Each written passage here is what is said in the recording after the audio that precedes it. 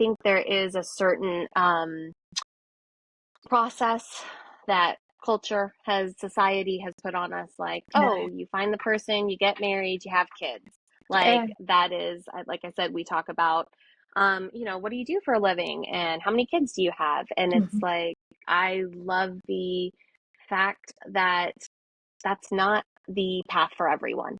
Yeah. I mean, if it was, I mean, I don't even know what this world would be like if everybody was doing life that way. Yeah.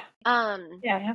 And it just opens the door for so many more conversations of like what really matters. Of course, our marriages matter and our children matter, but like, who were we and who are we before we were a wife, before we were a mom? Like, those things get lost sometimes. And so I think it's so beautiful that you are directing the question, how are you today? What's going on with you today? What would you like me to know about you today? Absolutely. And then like, you choose. It's your choice. What you want to share. Sometimes people might be like, I've never thought about what I want people to know. We usually just ask, and I answer. Actually.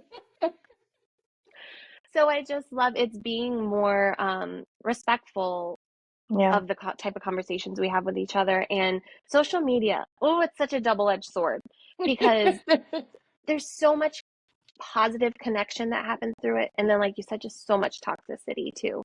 And so it's just one of those things that, like, we are having to it goes back to like this next generation that we're raising up. Like, they're being raised with social media.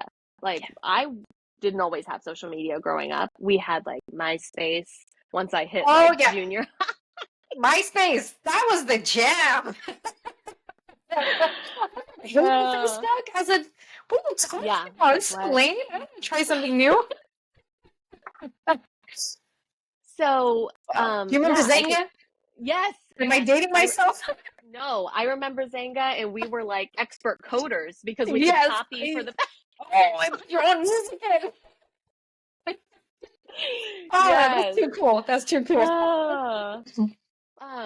But yeah, I just think it's a matter of us being, like, exactly what you said, just being more respectful. And there's not one way to be a woman.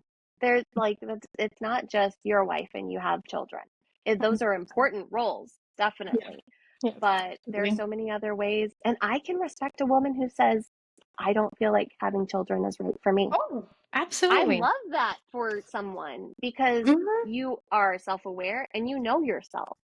And then there are, like you said, those women that are struggling because it looks like, it's so easy for other people just to, they blink and they get pregnant. Like, how is this even possible?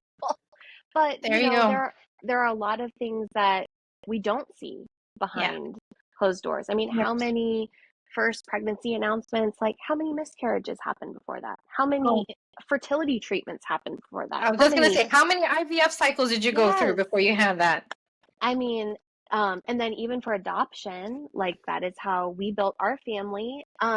You cannot say I did not labor for my child, because no, it was not the physical act of childbirth labor, but we worked hard to bring our son into our family. And so, I think it just really opens our eyes to just so many different ways that you can create a family and be like. And I think the more that we expose one another to different ways of living, the more like acceptable it will start to become, that there's not just that one narrow linear way to become a mother, or just be a woman.